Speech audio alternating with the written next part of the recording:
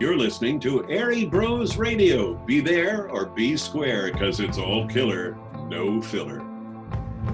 Choose to not work 8 hours a day so you can choose to work 24/7. And honestly, it's like a full day thing every day of the year. Take a better approach to like new people that are getting into the sport. When you're training to be an All-American or national champion, that state title is going to come. To go to college because I want to wrestle. At the end of the day, everyone loses a wrestling match at some point in their career. By me just not only talking about my wins, but showing my losses and, putting my insight in there, it's a way for me to make connections with so many different people. If I can get to my ties, if I can get to my shots, if I don't quit, just having that relentless mindset that I'm going to be just fine. So that's a message I want to put across.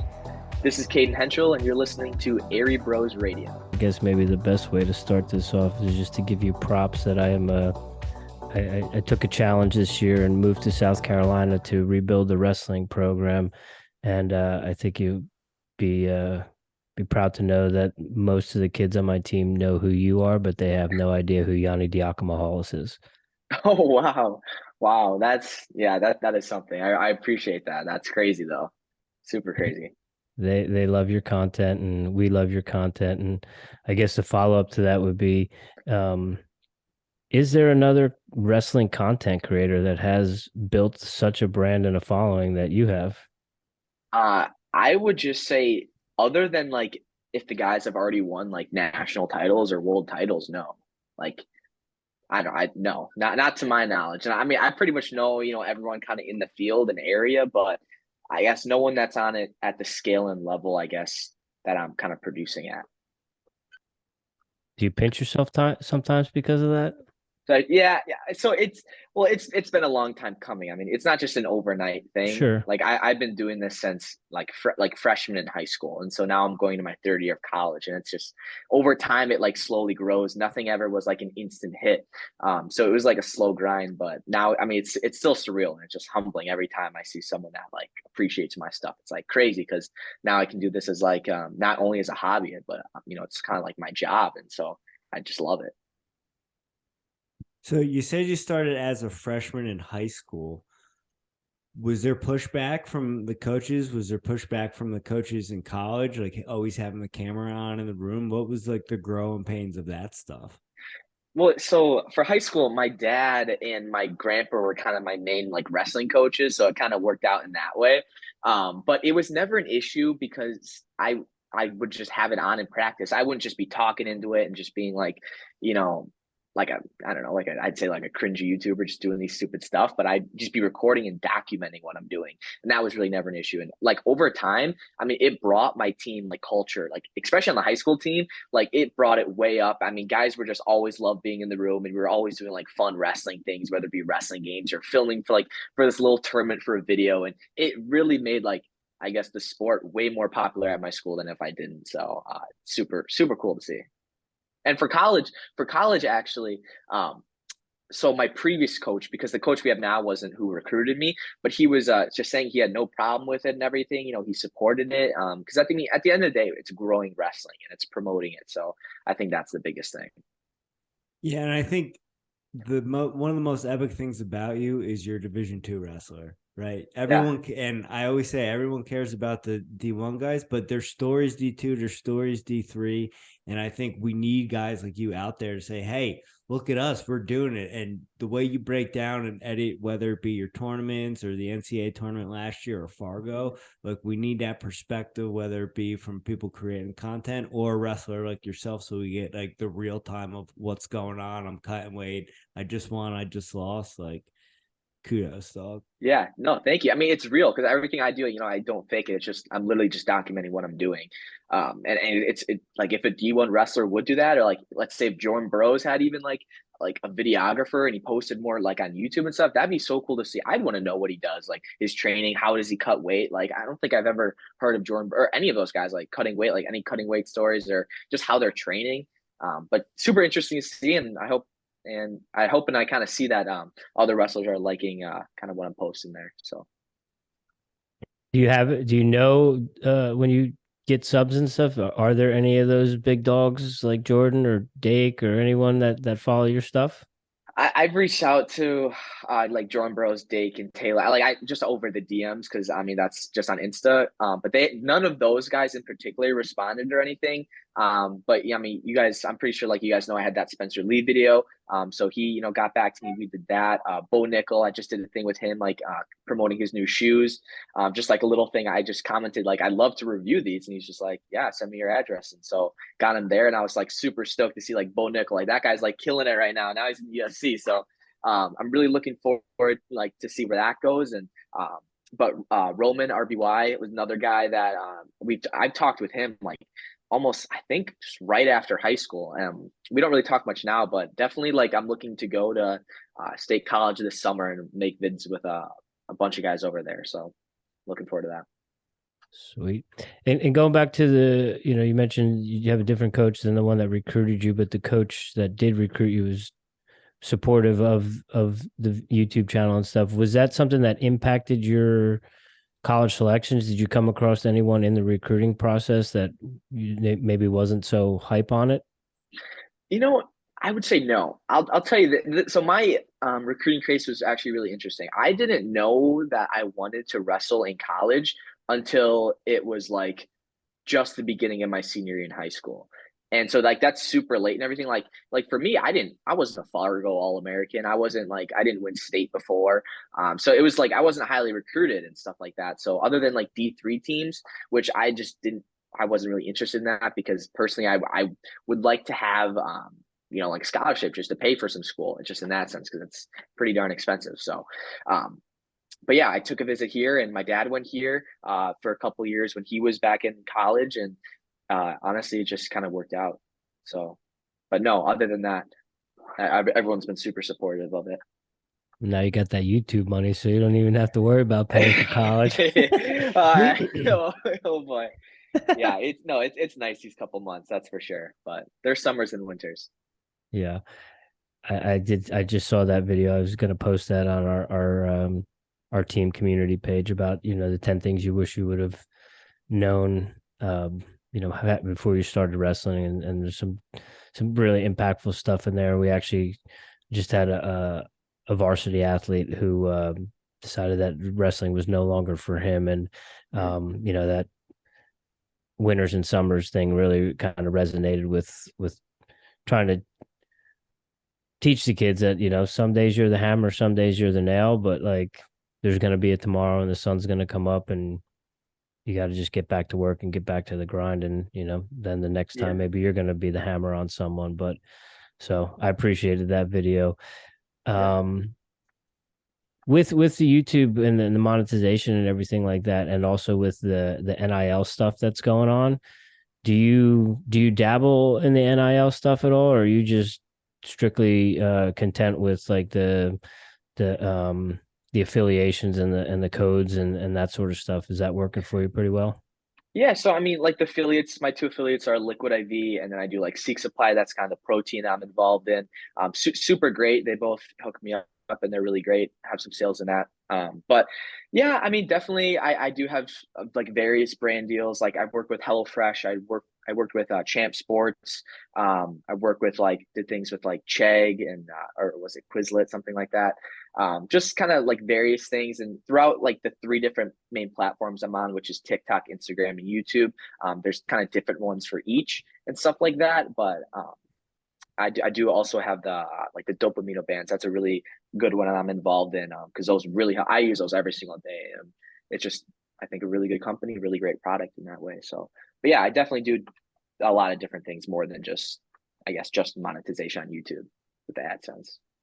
Real quick on those the bands, because I've seen some videos with people using some bungee cords, and I've seen the TheraBand actually sells like 25 feet of stretch band for like $25-$30, so it is substantially cheaper. I was just wondering, in terms of the quality of those bands and the durability of those, is that really worth the bump in the $75 price point or whatever? Well, I mean, you don't when you buy it, you don't just get the bands, you get kind of their whole like course and whatnot. I'm not here trying to sell you on it. Sure. This is like me just like telling you like they have different things, but personally I haven't, other than like they're definitely not like cheap bands or whatever. Like I have a like tons of different resistances, and there's like small ones I use just to like stretch out. But I think they're definitely better than any band I've used, and um, I like them. They're great. But I mean, at the end of the day, like if you can pay for them, you pay for them. You can't, you can't. So Yeah. do what you can with what you got. Yep. That's the wrestler's mindset, right? That's how you get Sure. by. Yeah. You don't have a barbell, do some push-ups. 100%. Yeah. So you were talking about summers and winters, and there's good days and bad days. Having 130K subscribers, I would think that might put a little bit 168. 160. Sorry. Flo has 130. Yeah, right. Do you feel any added pressure from that? Like when you're on the mat, do you feel more people watch your mats? Do you feel like you put more attention on yourself sometimes? How do you deal with that?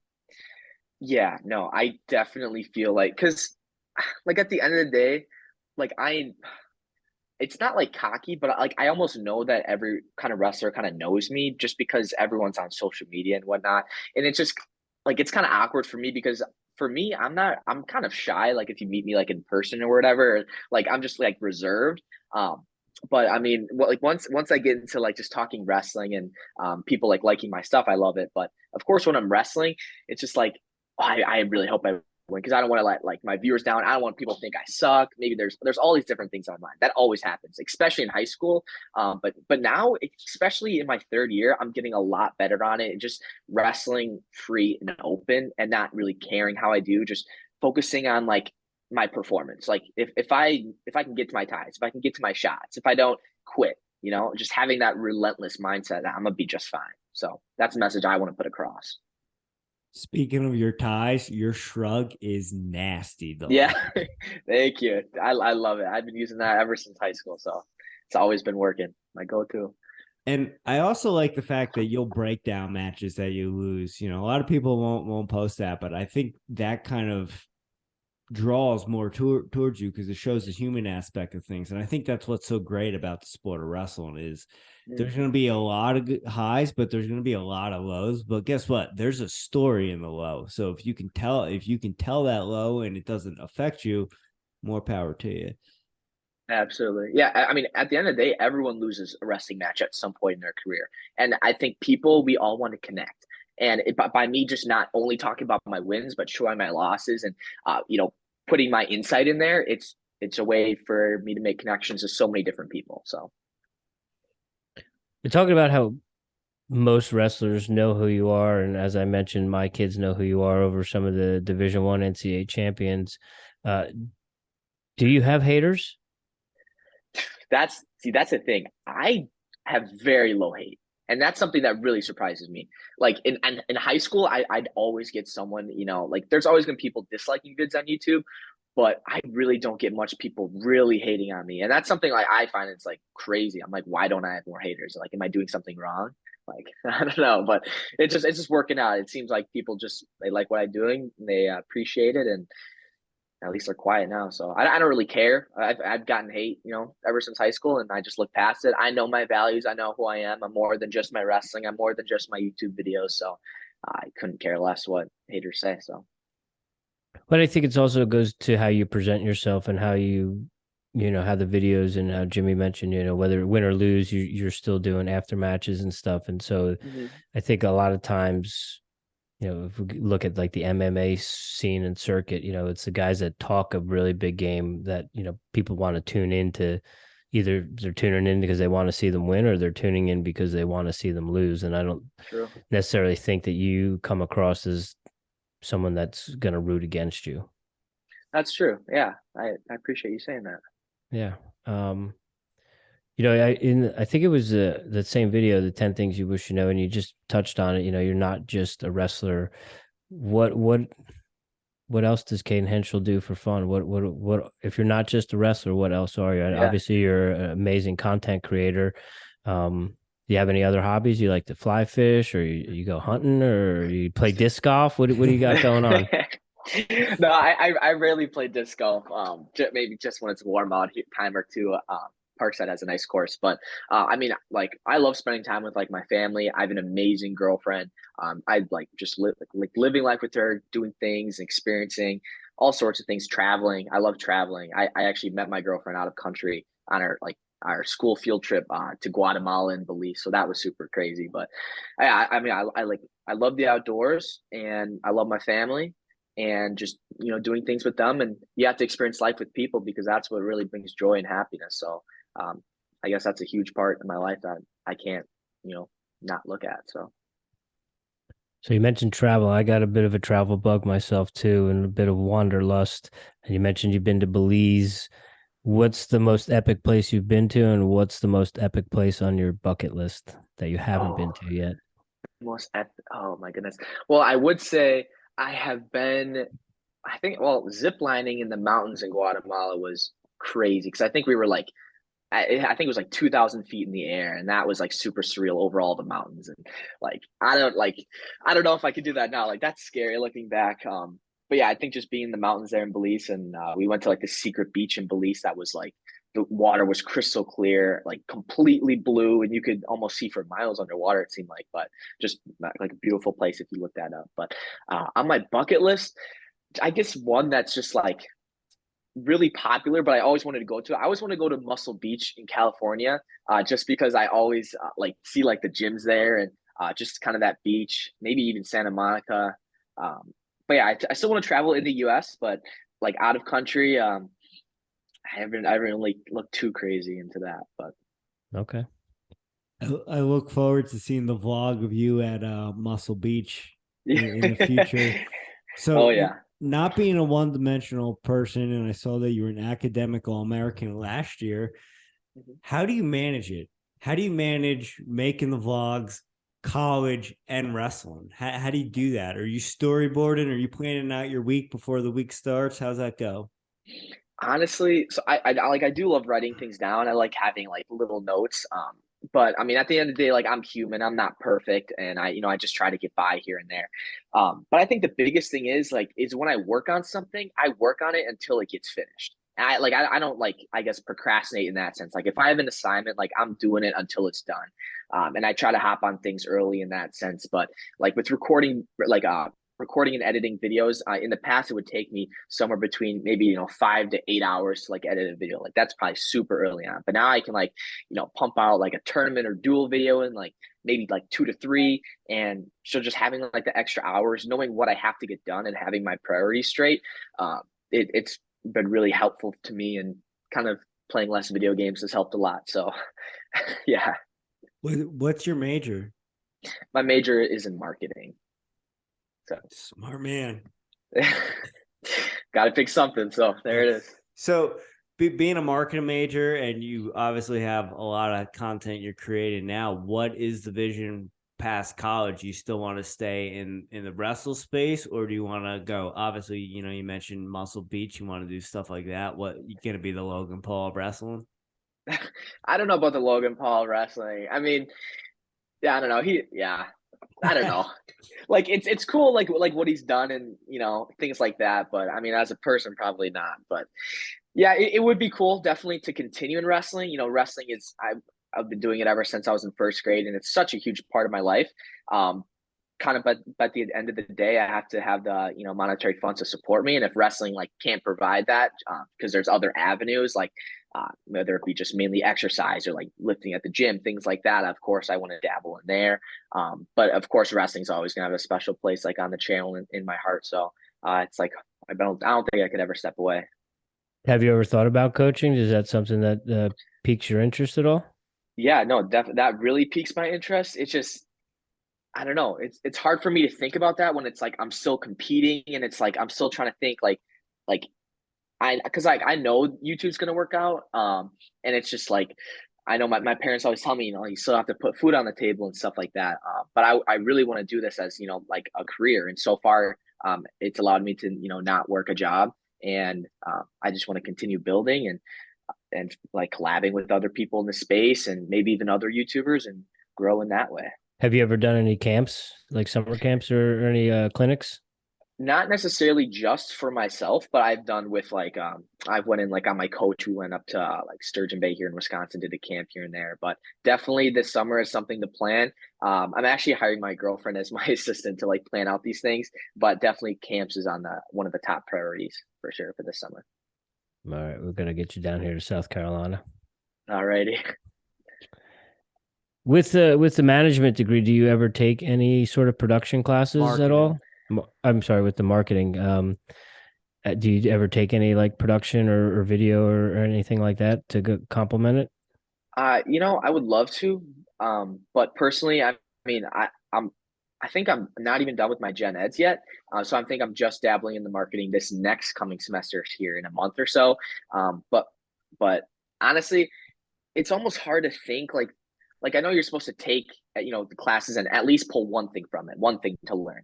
But it's hard to know that, I guess, where I'm at, if they could really help me for my time. Like, how do I put this? I feel like my time could better be spent elsewhere because I'm pretty against school. Like I go to college because I want to wrestle and like I make videos, but for what they're teaching and for what I'm learning and for the money I'm paying for what I'm doing, I don't think it's for me really, but I have to do it. So have you taken any one thing particularly from marketing that you've applied to your brand so far? Honestly, probably not. I mean, everything I learn is online. It's from people who've already done it. Like none of my professors are YouTubers. None of my professors are like wrestlers in the space. Like they don't have like crazy successful businesses. Like that's what I like look for like on YouTube and like social media. Like you got the Gary V's, the Alex Hormozzi's, top guys like that, and like Tony Robbins. And I take what they're in, or I take what they have to say, and I incorporate to my stuff. So. Do people around campus outside? I mean, obviously, you had a pretty big support from at the matches. It looks like, but do the professors know about other than that you're on the wrestling team? Do they kind of know how popular you are around the country and maybe around the world? I don't know because I take online classes. I take all online classes. I hate going in person, and I think I should have said this earlier because that has allowed me to have way more time.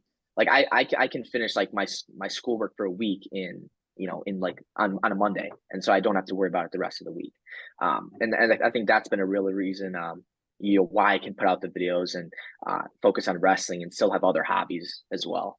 Was that a COVID thing, or was that just something you kind of knew you were going to do going into college right from the get go?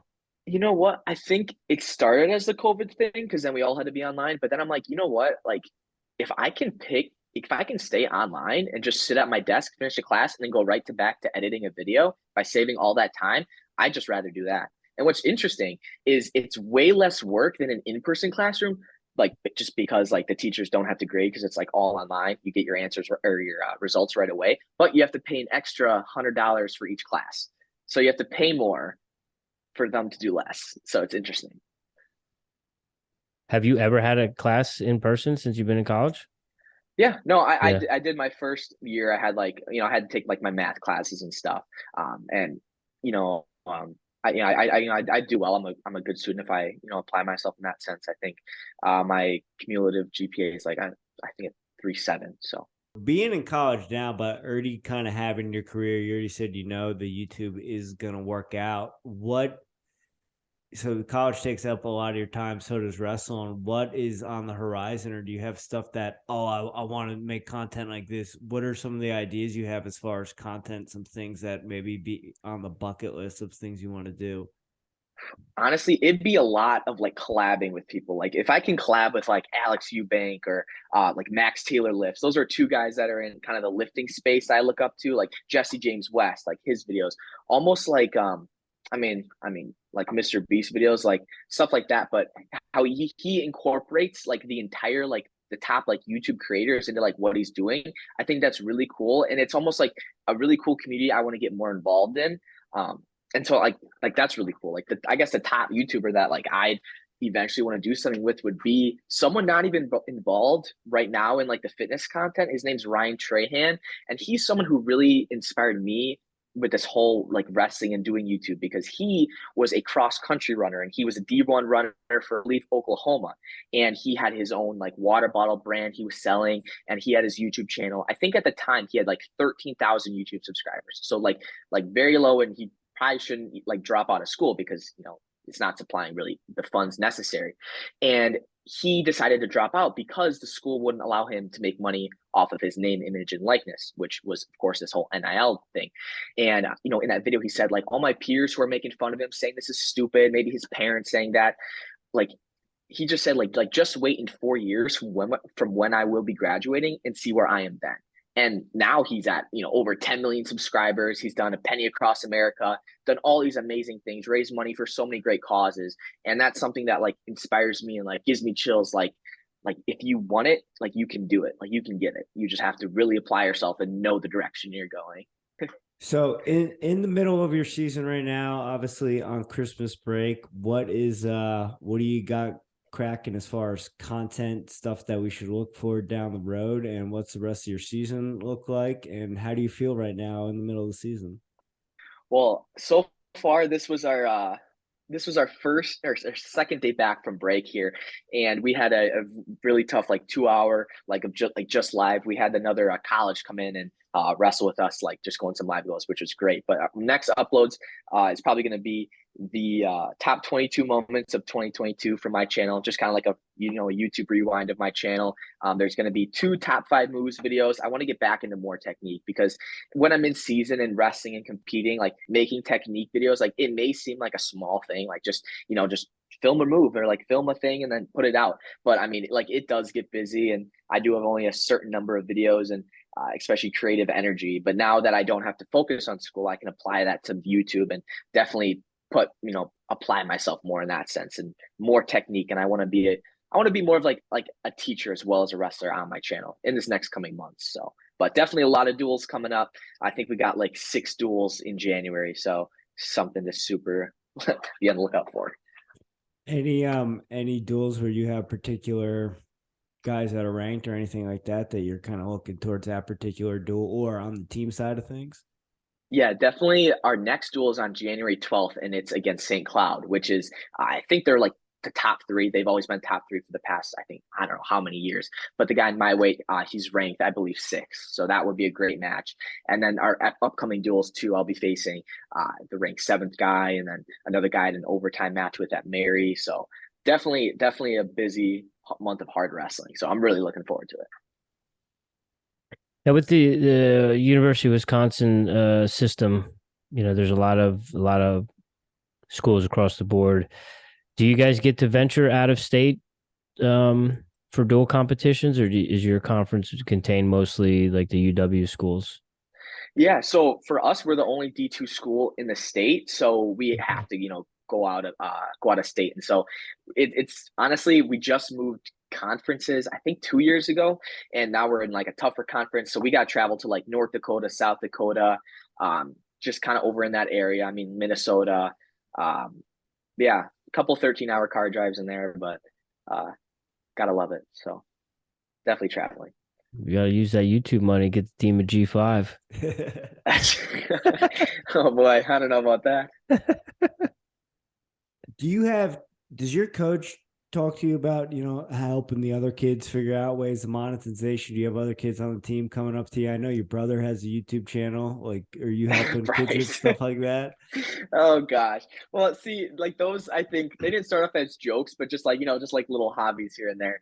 But really no one on my team necessarily, other than like my roommate Crosby. He's been helping me out since high school, and he has his own channel, has over 10,000 subscribers. And so he's a huge help, recording stuff and coming up with ideas and doing that. We always joke around that he's my manager and stuff. But yeah, I guess no one really else other than that. Is your brother going to be joining you next year? Carter, my younger brother has 1 more year left in high school. Oh, you got 1 more year? Okay. Yeah, but he's all of us, siblings in the family, we're all super different. My older brother didn't go to college, or he went to college, but he didn't wrestle. I'm going to college to wrestle. This one definitely will not go to college and not wrestle, clearly. But he's a big hunter fisherman guy, has his lawn care business that he's doing pretty well with. And I'm not sure what he's going to dabble into, maybe power washing and stuff, but definitely different things for him. Very entrepreneurial at the high school level. This is quite impressive. You mentioned a bunch of different names in terms of people you'd like to work with and some people that inspire you. Was there any particular individuals when you were coming up? Is it the same people like Gary Vee and Tony Robbins that inspired you to kind of get this started? Yeah, I mean, I don't think those guys motivated me to get it started, but they're always great resources to go back to, just to like hear their input on different things. But I guess the only thing that inspired me was, I guess, the idea that you can make money. That not the idea you can make money, but the idea that you can, yeah, I guess, yeah, monetize your videos. Like, because I knew that I would have to have a job if I couldn't make money on YouTube on my videos, and I didn't want to work a job. But that's like I cannot think about working at a place for 8 hours, and I don't know. I just, that's not me. I don't know. I just love it's like you choose to not work 8 hours a day so you can choose to work 24/7. And honestly, it's like a full day thing every day of the year. Like always on my mind, always thinking of different things to do. But I think everyone's built different, and you gotta do what you gotta do. Saying you never wanted to work a job 8 hours.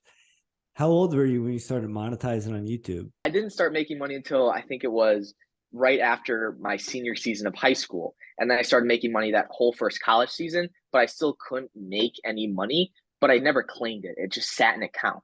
And so I never claimed it until finally the law passed and I claimed it, transferred it to my bank account. And then ever since then, it's just been like go, go, go. And it's just been like more like putting into reality, like I can actually do this. Like if I apply myself, if I can make it work, if I can influence people and have people watch my stuff, that like this could be a real thing. Like I could support my family with this, and that means everything to me.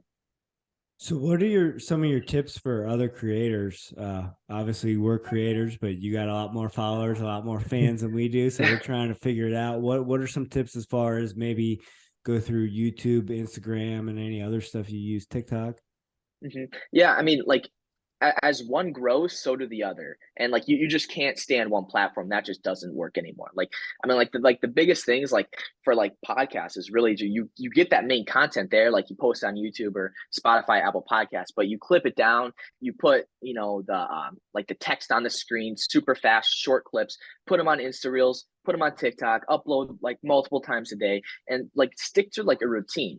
Like you have to stick to a niche, and that's the biggest thing. And that's like what worked for me. Like I would go on the YouTube tags and type in like I type in on my videos so people would look up like wrestling takedowns, top 5 wrestling takedowns, and I'd rank in these categories.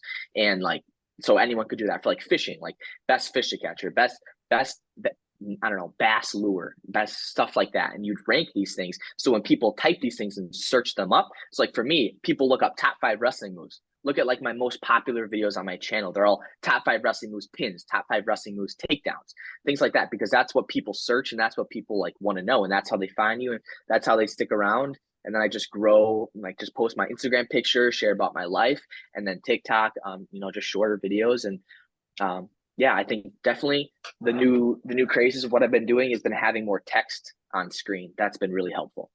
Do you use an app for that, or do you manually do that? Yeah, I have an app on Final Cut Pro. It's called Captionator. It kind of does it for me, but I do go in from each word and I make them smaller, and it does occasionally make a mistake, so then I fix it and stuff like that. So you said Final Cut, is that your Yep, editing choice or preference? yes, it's the best. I've been using it all like forever. And that's all self-taught? Yeah. Other than like looking up on YouTube, the only things I would look up on YouTube would be like keyframing things or like speed ramps, super advanced stuff that I rarely even do. But it's pretty easy if you I don't know, if you do it for a whole year, it gets easy. But yeah. Well, you mentioned the creators that inspire you, but as wrestlers, we all draw inspiration from other wrestlers. Do you have any wrestlers that inspire you, or do you like to watch their tape and technique and pick up from them? Honestly, I mean, I love when I see people like do really well. Like, I mean, like Spencer Lee, you cannot like how he like turns people on top and just like texts everyone, or like RBY, how funky he is, things like that. I mean, like those are two current wrestlers, that I can't not watch their match, because it's like, okay, what is he gonna do like here? Like, so those are two guys. But I remember back in the day, watching on the Big Ten Network, David Taylor wrestling, all the Iowa guys, just the duels there. But for me, my biggest wrestling inspiration has always kind of been my dad, just because like I remember watching his like state run on these super old tapes and just like being like, holy cow, like I feel like he was like so good at the time. So but whenever I was a little kid, I always looked up to him, and he won state. So that was like my biggest goal, and just leading me farther and beyond. So What was it like having your dad and your grandfather as your main coaches? How as you know, there's some we talk about it often on here. Some of the horror stories and if you even have a video about crazy wrestling parents. yeah. What was your experience like, and was there a separation between, okay, from this time to this time I'm coach, every other time I'm dad? Was there a crossover? I mean, what was your experience like? I don't even know if there ever really was a crossover. So my grandpa and my dad are kind of like coaches, and I would say like leaders at heart. And like the good thing about them was like they didn't like tell me what I wanted to hear. They told me, what I needed to hear. And sure, if they did give me like, constructive like criticism, or they did tell me like you're doing like really good, like this is good, like, keep it up, stuff like that, which is great. But no, I mean, they've like been the best. And it was just kind of like weird coming into college and not having them as a coach. But yeah, I love them as coaches, and they like I couldn't imagine anyone else better in that position at the time. Are they relatively close by? Do they come to your matches at home? Yeah, no, they do come to my matches. My grandpa does come to a couple, but my dad usually comes to them all, and my mom and my sisters usually. So I was just gonna say, you have a pretty big family then, brothers and sisters. yeah, so yeah, two parents, and then an older brother. I have a younger brother, and then younger twin sisters. Okay. Do they wrestle? No, No. we tried to get him in it, but my mom would not let us. But they could have been good. I'll tell you that. Definitely. So talking about your dad being an inspiration for you, was your club coach an inspiration for you as well, Ben, as far as the way he does stuff and putting content out there and promoting yourself? Yes, I mean, so mostly my club coach was actually Max, so his All brother, right. and that's the academy that I go to. But of course, there's definitely the stuff that he says, and he at the end of practice, he always does have like 5 to 10 minute like speech about what do we really need to hear as wrestlers who want to like win state titles, win national titles, and that's been really helpful. And actually, like thank you for saying this too, because I kind of always forget about this, but I'd say he's a big reason on why I am wrestling in college. Because I remember him pulling me to the side and asked Matt, this is Max, asking me like are you wrestling in college? Like what are you doing? I'm like, I don't know, like at the time it's like, dude, you got to get your life, you got to go know where you're gonna go. So or like I guess. And I'm just like, okay, I'll think more about it, look more into it. And it's always on my mind, but I think just him kind of saying that, it pushed me to really make the sacrifice at saying like, you know what, like I do want to do this. Like I really do. Because at that time when I was training for that state title, one of the things he said was, when you're training to be an All-American or national champion, that state title is going to come. You don't train to be a state champion to be a state champion. You train to be an All-American. You train to be a national champion. You train to be, the top of the world. And those things are going to fall. They're going to fall in line. You're going to be a state champ. You're going to be an All-American. So like that's like a quote like I just like I always love thinking about, and it's helped me. Is that the premier club in the state? Yeah, no, definitely. They're taking over. I think they're just building another one in Fond du Lac. So I think they're gonna have 6 Askren academies. But yeah, I'm pretty sure like this year it's gonna be like 90% of the state champs are Askren. Like, and soon it's gonna be 100. Do they get together and have all 6 of them, practice together at certain times, or are they too far apart? I don't even think it would be too far. Well, guys who are at Askren, they can go to anyone. Like you can pick. And pick and choose and go wherever. It's not like you're just stationed to one. But I mean, I don't even know how many kids they have, because I know they have like the ninjas, and they got all sorts of groups. And I mean, just the high school is like insane. Like if you look at Askren's posts, like the amount of kids that go to like practices on Christmas, like Christmas Eve, things like that, like you got a packed room, and like that's saying something. Like for what they're doing, it's like never like if. Like when I was in high school, sure it was big, but definitely it's keep getting bigger. I know you said Max was your coach, right? But Ben was fighting when you were in high school and stuff. Did it have any effect on you when to see him get knocked out, and did that change your thoughts on what you thought of him as a competitor?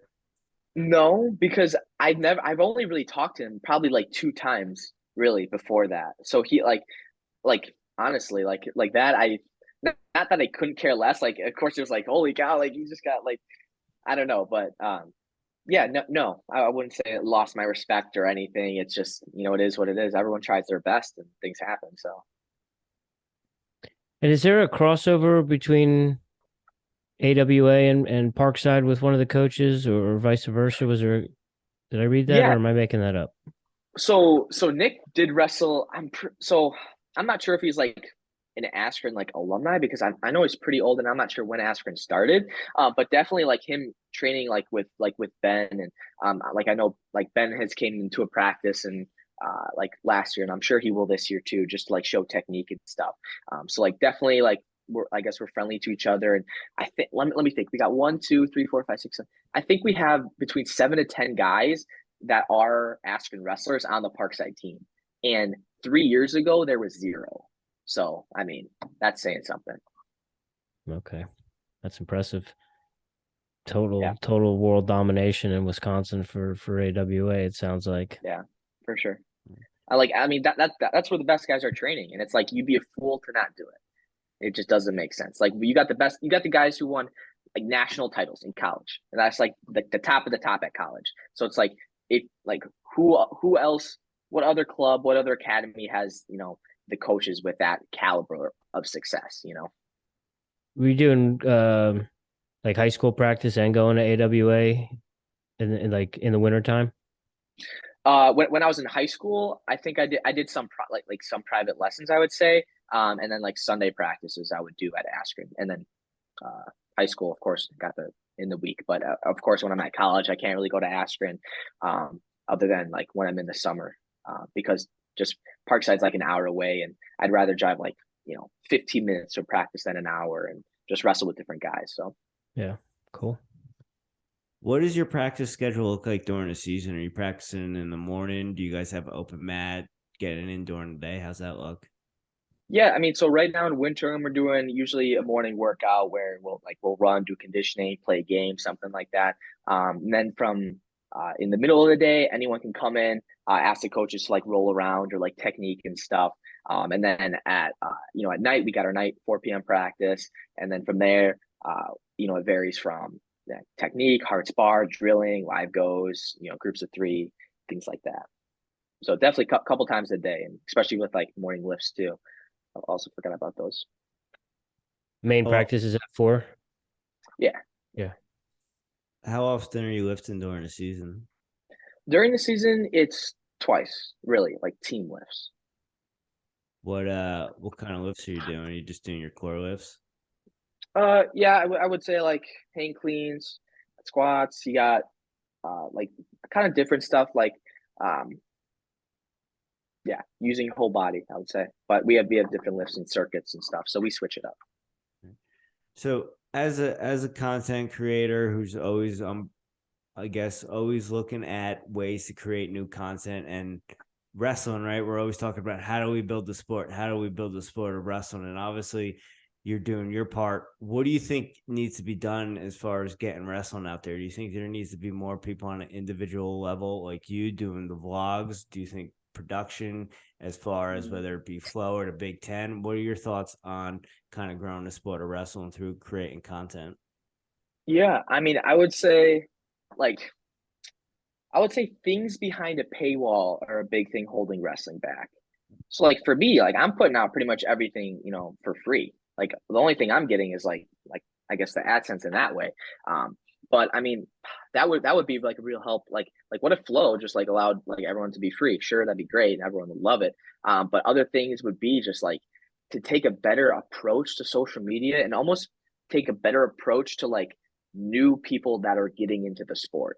Because like like every day it's like a new wrestler like does these comments or saying like you got me into wrestling this year, like I'm new to wrestling this year, like what do I do, things like that. It's like all these like newbie guys, like we have to be like encouraging to them. We can't just like throw them away and be like you suck or like maybe like call them noobs and stuff like that, because if they're just getting beat up every single day, sure, they're going to quit right away. They don't like know about it since they're younger. So it's like these new wrestlers in high school, we have to create a better culture, I think, as, on a team basis, like on a country basis. It's like we got to bring them in, and we can't just like, I don't know, talk, not just talk bad about them, but, be more friendly. And I think that'll just grow it. So lose the bad stigma, I'd say.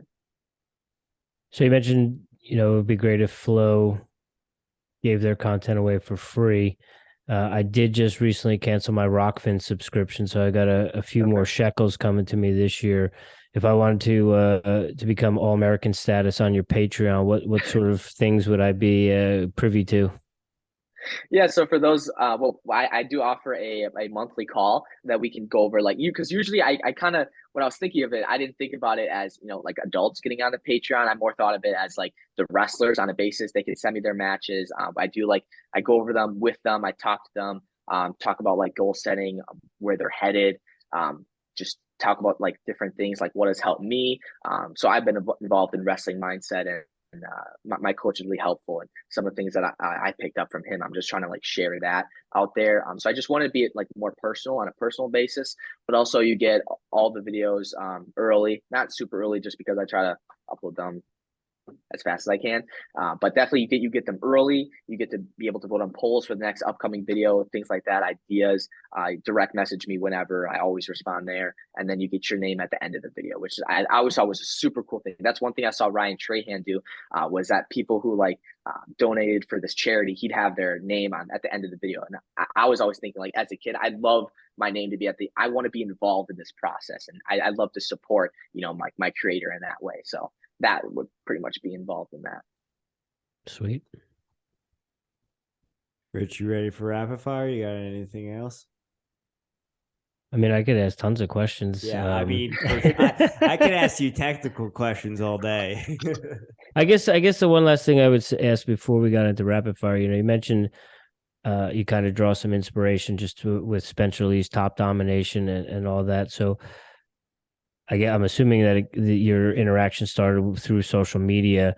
What was that experience like? How is he as a, there's always, people love to talk about the Iowa guys, and they all have this stigma of kind of being under the Gable, the brand's umbrella. What was your experience like with him, and what were those pull-ups like? Yeah, no, he's super cool dude, super friendly. I first wanted to like do like a podcast with him. I think it was 2 years ago. He wasn't really kind of interested in that, but recently he was interested in doing like a full video, because I'm like, he was posting these Insta reels of him doing like these one-handed pull-ups. I'm like, he's posting on social media more. Like usually if you're like a top wrestler, you don't like social media just because you're so focused on your wrestling, and being at the top, especially at the wrestling world, it takes a special person, and it's hard to allocate your time on social media and things like that. That just doesn't make sense. And that's why I don't think there's many wrestling creators, because it's so much more than that. But he's super cool dude. He allowed me to stay over at his place, and like, from the night, because I got there, filmed that night. But it was just such a great time. Like, super cool dude, and just seeing what he is capable of, and like I haven't seen anyone be like as like, I would say like confident, but like, I don't know. You just have to be around it to really know what it's like to be such like an intense individual, and be someone who has had that success that he has. Super cool. But yeah, he was super cool dude, and treated me, and I brought my filmer. He treated us nice, and good dude. Yeah. Was he wearing the headphones for the NIL deal, or was that just him? No, yeah. So people said that like he wore the headphones the entire time. I'm like, wait, did he really? Like, I didn't even think about that. But he says he needs a beat to lift. Like, he could listen to anything, but he needs a beat. That's what he's saying. I'm not sure if that was off camera or on camera, but yeah. Okay, cool. Thank you. You mentioned you reached out to Bo Nickel, and I saw you had those sweet little new Tiger Eye Scrap Life shoes. One, I want to know how those are, the Ascend ones, but what is your favorite wrestling shoe of all time? And I know you've also been rocking the Kyle Schneider's lately. Is that your current favorite shoe? Yeah, so the reason I'm rocking those is strictly because I practice in those, and I kind of was when I don't know if you guys know the green Asics shoes I had, the Yeah. TWR 900. I made an unboxing video, and those have been like the craze, but they're super expensive. Honestly, like the most uncomfortable shoe in the world. They just look cool. I don't even know why people get them. Like it's not that big of a deal. But I wore those on my whitewater duel, and I also wore those in my wrestle off. Two matches that I wrestled like absolute like crud in, and it's just Garbage. like maybe yeah, exactly. And so it's like I'm like, why am I putting on this like just like this look like that? Like I want to wrestle how I wrestle in practice, and because I wrestled great in practice, so I'm like, all right, let me just use my practice shoes, and I've been using those. Those have been working out great. But I did actually get an all black pair of those because I didn't like the red, white, and black, just that trio. But yeah, all black, just super nice. I'd love to work with Rudis, but they just always shoo me away. So I had to buy them. But yeah, I love those. And I would say my ultimate favorite shoe was the ones I wrestled in my state finals was the Rudis Alphas, just because I retired those right after that match. But leading up, I love those things. They look so nice with my singlet. So I'd say those. How are the Ascends? I like them. Definitely, it's interesting because it's like I don't know how to call it. It's like a patent, like I don't know, patent leather, but it's like on the toe, which makes it shiny. Looks like you can wear it with a tuxedo, which is cool. But it's other than that, I'd say because it's kind of like stiffer. Maybe I just need to wear them more. But good grip. Didn't really need to like work them in that way. Looked pretty cool. I like the grip is kind of like the Nike Freak, just as well as like kind of the ankle support. But I did kind of like slide when we were playing like this wall ball game we do before practice, and it has a black streak in the toe now. And I was trying to rub it off, it didn't come out, but we'll have to see what I can do about that. All right. I appreciate your feedback on those Asics shoes because we have a friend and a coach who swears by them and it's like, don't get the Rudis, you have to get these. I'm like, they're like $260, bro. Yeah. Well, yeah. It's just weird. I don't know. Cayden, do you call it state or states? So at Wisconsin, we call it state. Yeah. What about you guys? States. It's states in Jersey. That doesn't make sense. States. Especially because we only have one thing as opposed to like here one division? Yeah, we have one division. Okay. Whereas like here in South Carolina we have 5, and what do you guys have 3 or 4 in Wisconsin? 3. We have 3, yeah. Okay. Is it stance in motion or stance end motion? Stance in motion. That's right. Yeah, interesting. I've actually never heard that. That's funny. All right, we keep a tally of that. So we have, I think we're kind of down the middle, 50-50 with that one. Okay. You get the coin flip, top, bottom, neutral, fur. Well, in high school, I'll tell you it'd be neutral, but now I have to choose down. So, why is that? Is that coach's rule? Not necessarily coach's rule, but just because like points are so stingy in college, and it's just like you got to get that one. I mean, it's huge. So points are really hard to score in college compared to high school. So getting that one is huge. Is it 41 or 41s? Ooh, I'd say 41. Like, yeah, 141. 41. Okay. Yeah, 41. All right. Singlet or 2-piece? Singlet. I did wear a 2-piece a lot in high school, actually. I think my junior year for some reason, but I don't know. I just wanted to be new, I guess, but singlet for sure. I'm sure you got a video of this, but do you have a specific thing you're eating after weigh-ins every time? Yeah, it honestly just be like a sandwich. Doesn't matter the meat. I love roast beef is my favorite. And then lately I've been having like honey on what is it called? Sunbelt Bakery granola bar. That is just insane. So gets me some fat sugars right away. Nice. Headgear, yay or nay? Not for practice. But what about like if you could vote? Nah, I wouldn't. No headgear. Okay. Last one I have. If you could add or change one rule in folk style to make it better or more exciting, do you have one particular thing? Yeah, I would say push out would be a point, and I would say riding time. If you get 2 minutes, it's 2 points. All right. Now, the push out being a point, is that to get rid of stalling? Or you keep No, I just think it forms? makes it more like universal because freestyle and Greco, it's just like it makes sense. All right. All right.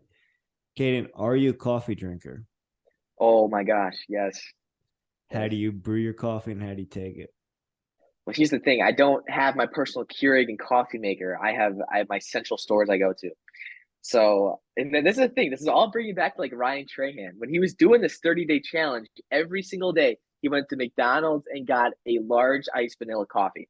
And that started, I think, my coffee craze every single day. But I've been going there and getting that iced coffee until I got sick of it, which wasn't too soon after that. Starbucks, I love Starbucks, iced white chocolate mocha, and then I also love Dunkin'. That's fine, but it honestly doesn't matter coffee. I love the taste of coffee, but I do like those sugary drinks too. But I do have to have one every morning. I'd like dark, I'd say. You drink a Did you black Dark roast. normally in the morning? Say that again? Are you drinking it black in the morning or are you getting one of the fancier drinks? Oh, no, I'm definitely getting some sort of fancy drink in there if I go out. But if it's like here at school, I put like maybe, 4 pumps of like French vanilla in there. But I would drink it black if I am cutting weight. Yeah, I would do You mentioned Dunkin'. Did you happen to catch the cookie butter cold brew during the holiday season? What? No, I have never even heard of that. Yeah. I only went to Dunkin' once in the past, like, I don't know, maybe 2 months, but it was Cookie only because butter I wanted to cold. change. But dang, I never heard about that. It might still be available. You might want to check on that. I just happened to be driving to I had to take an exam for get my South Carolina teacher's license, and I drove past a Dunkin' Donuts, and it said cookie butter cold brew. So next morning, I went back to that Dunkin' Donuts by Clemson and waited in line and got a cookie butter cold brew. So it may be just a holiday thing, or it may just be something they have in their rotation now. So Interesting. Was it good? yeah, it was. I mean, it was definitely No, something. it wasn't. That answer was like, meh. I would if I had passed the Dunkin' Donuts again and was in need of coffee, I would get the cookie Okay. butter cold brew. All right. Yeah, for Okay. sure. Cayden, do you have any daily practices or rituals that you do on a regular basis to show up as the strongest version of Cayden Henshcel? Yeah, I would say I always refresh myself of my goals. Recently, like I do write them down in my notebooks, and I actually just got my one yearly planner. My girlfriend got me as a Christmas gift, and wrote in some goals there about whether it be like getting to be All American National Champ. Those are the top wrestling, and then YouTube. I want to hit 250,000 by the end of this next year. What else? And then yeah, I think just some various goals. But I do have notes around, like just on my bed frame, just where I can look, just post-its, just saying like I am the 2023 141-pound NCAA D2 national champ. Just like constant reminders. Other than that, getting a coffee, and then just like I always love just getting like a little stretch in here and there in the morning before I start anything. Cool. Do you have like a yoga routine you do, or you just kind of some core stretches? No, not really. I mean, honestly, like this isn't even like a plug too. Like I do use these things, like honestly, like every day. Like this is like the stretch dopa band. Like I do this, like lay down, do like big circles, and I always feel good after that. I carry like a smaller blue one in my coat, so I do that. All right. What are you listening to right now? Music, podcasts, audiobooks? Are you reading anything? Yeah, no, I do have some books. Honestly, I should read more, but I just been busy, of course, with everything. But if I would listen to something, it would just be like I'd say a podcast for sure. Podcast more than music. What podcasts you listen to? Where you go to? I listen to some Joe Rogan, some Impulsive. Like it varies honestly. Like whatever I'm in the mood for. Like the Nelk podcast, that's another good one. It's gonna have to be this podcast next. Let's go. Okay. What's on in the practice room? Who controls the aux cord? Okay. I have controlled it a couple times this year actually, but I just don't like always going back to my phone to click skip ad on YouTube because I don't have any other music app. But it's usually the coach, Nick. Wait, Usually controls that. you're the YouTube guy. And you don't have the premium account. Well, what's going No, on? I here? wish they gave it to me for free. You'd think. Bro, we got 333 subscribers. We got a premium account. I gotta look into that. I don't know. That's hilarious. What's Nick's music of choice? Does he play stuff that no one's into, or does he get Well, down with what the cool kids listen to? I'll tell you what. A week before Christmas break, it was just like all Christmas music. I mean, I know for sure. I kind of lose myself when I'm like in wrestling, but he did play a lot of like Christmas music. I'm like, what is this? Like we're wrestling, but it's usually like some like rap, upbeat, just kind of like the top hits. What's going on? All right. I noticed you play a fair amount of like rap hip hop stuff. Do you have a favorite MC? No, I don't think so. I listen to everything and like the music that I do like put on my videos. Like the reason I have those, I pretty much only I pretty much only use Rarin. So he's like a guy who young dude younger than me. But his stuff is copyright free and it's like used for all. So that's like a big reason why I can't use like Eminem or songs that like maybe would fit better. It's just because like I have to use non-copyrighted stuff. So. Cool. Last but certainly not least, Cayden, do you have a guilty pleasure? Do I have a guilty pleasure? I mean, other than I would say getting my coffee every day, because I mean that gets expensive. Like when I want, like my coffee drink is like $7, and it's just like that's just like a lot. So other than that, maybe some video games. I don't know what else is. I would say that getting a sugary drink from in the morning. Are you an Xbox guy, a PlayStation guy? Are you first person? What kind of games are you playing here? I've always been an Xbox guy, but I played Fortnite since it came out. I play that occasionally, but I got the new Call of Duty, so dabbled in there, but haven't really played too crazy. But usually over winter, everyone on the team gets together and we'll play something. So Okay, cool.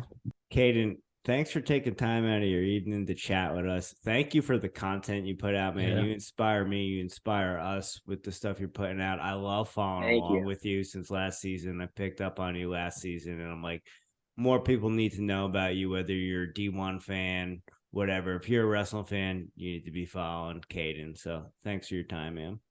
Thank you so much. It's been a pleasure. This has been really fun. Thanks, Cayden. Appreciate your time. Good luck with the rest of the season, and hopefully we look to see you on the top of the podium come March. Yes, sir. Thank you guys so much. Good luck.